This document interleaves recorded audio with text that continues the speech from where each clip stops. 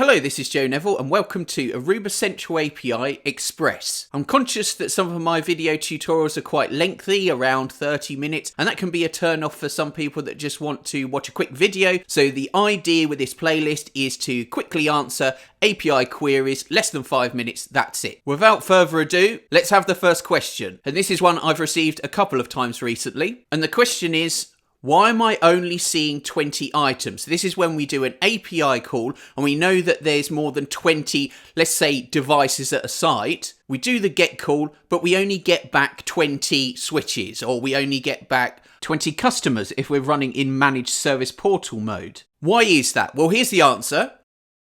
20 is the default limit for these get calls. But the good news is, this is a configurable parameter. We can up the limit and then we'll receive all of our expected items. Let's jump over to Aruba Central and I'll show you an example. Here I am on my Aruba Central account. Now I don't have more than 20 devices that I can manage by Central. So what I've done is I've moved into managed service portal mode and I've created 30 customers. Here they are. I've put the number in the name there. So you can see starting at 1_red. We go all the way down to 30_red. Let's jump over to Swagger and do a get call. Here I am on Swagger. I've gone to the MSP URL and I've applied my token.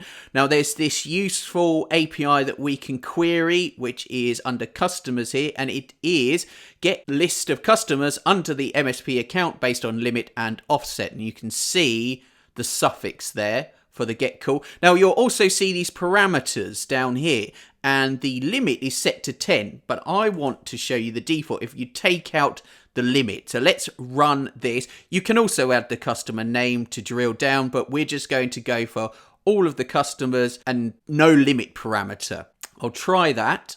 There we are. That's come back as successful. Make that a little bigger and you can see the customer names here. So we've got 1_red. And then we've got 2_red there, 3, etc, etc. Okay, so if I scroll down to the bottom, what's the final one? See, it's 20_red. So it goes 19, 20_red. So without the limit parameter, the default is 20 items coming back, 20 customers in this case. Right, so let's scroll up. We'll close that and we'll put in a limit. Let's go for what was already pre-filled. So 10 in the parameters. Try it again, just to prove it. 1_red. What do you think is going to be there? Yep, 10_red. So we're only getting 10 now. Let's up that to 35. Try it again. And what do we get? Scroll down to the bottom. 30. So we've got all of our customers there.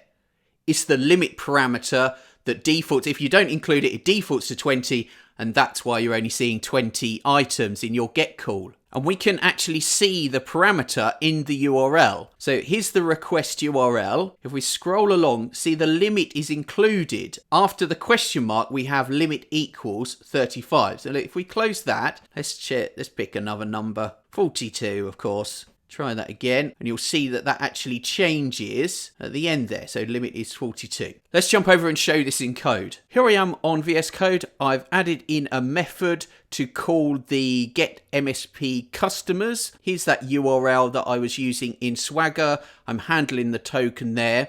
I've created a parameter. I'm not going to use that for the first call, so you can see what happens. I'm just going to do a get call and then print the whole thing to screen. So let's instantiate my client by running this. There you can see it comes back with lots of information, so that's quite hard to read. I will go for, I've added a concise argument there. So let's make this concise, and then that will just print the customer names to screen. It will invoke this if statement there to pretty print everything and make this a lot easier to see. Right, I'll run that again. And remember, no parameters for this one. So we're expecting 20, and there you can see you've got 20. Now we'll do the get call again, and I'm using the Python requests library, which means that I can feed the parameters in as a dictionary here with the curly brackets. So I'm going to go for 30. And then the parameters are added into the call here as params. Run it again. Of course, 30. One last go, 27 and 27. That was Aruba Central API Express Part 1. My name's Joe Neville. Thanks very much for watching and goodbye.